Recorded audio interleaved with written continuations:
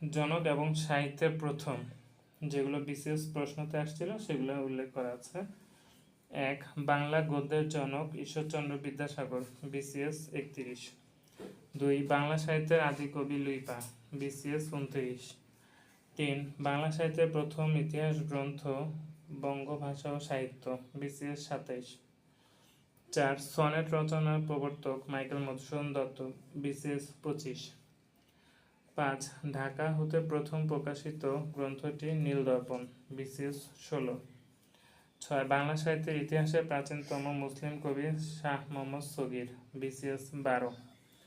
7. মুসলিম কবি রচিত প্রাচীনতম বাংলা কাব্য ইউসুফ জুলেখা, BCS 12।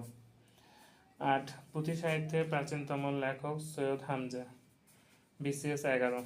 9. বাংলা ভাষার প্রথম কাব্যের নাম চর্যাপদ, BCS 21।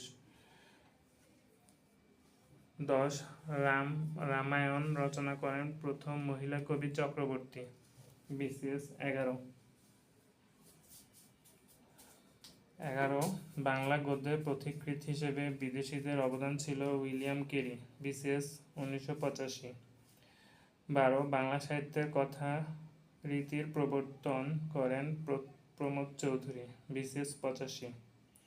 13. বাংলা গদ্যের জনক বলা হয় ঈশ্বরচন্দ্র বিদ্যাসাগরকে, BCS 1984।